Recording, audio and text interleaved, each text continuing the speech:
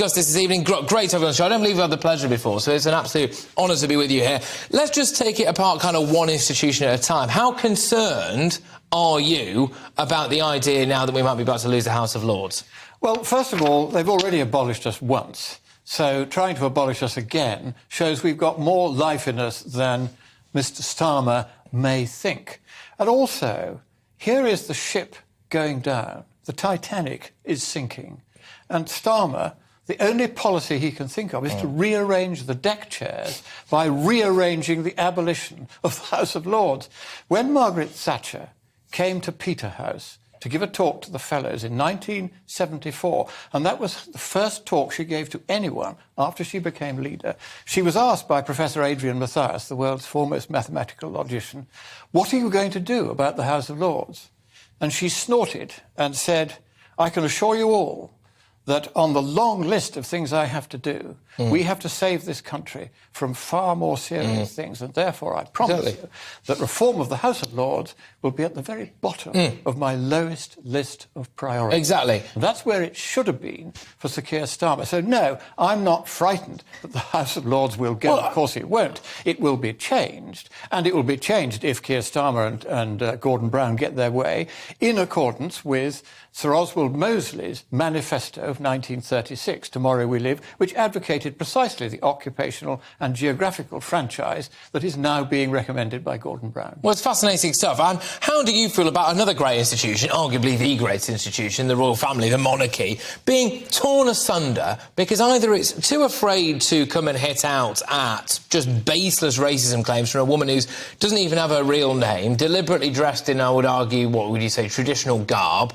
apparently runs a charity that allegedly refuses to actually help people who are white, and has a track record of making up claims against the royal family. We can't push back against her. And meanwhile, we've got Whinge and Ginge over in stateside, Harry and Meghan, who are just teeing off. And I'm worried that the royal family, the institution, is crumbling now as a result of this. Well, again, it has shown itself to be very vigorous, and God bless Her Majesty the Queen as was, because she was really the saving of the monarchy, and I think she gave it such a fair wind that, despite the many attempts now to undermine it, I think it will survive. And I think that the way Lady Hussey was treated was outrageous. And after all, she's 85. And you don't start getting all hot and bothered over somebody who's 85 and is just doing her best to make polite conversation. No. Even, you know, and as you say, this was a confected, manufactured complaint, which is, of course, the way that the left now operate. It's all about dividing one person from another. And, of course, what they don't realise is that the ultimate consequence of dividing us into L and G and B and T and Q and A and I and plus and Q and W and E and R and T and U and I and O and P is the more you do that, the more you start treating people as individuals, which is something that socialism has never done before. So what you're seeing is that socialism has begun to realise it can no longer treat us all as robots. It has to treat us all as individuals. Its way of going about it is characteristically clumsy and malevolent.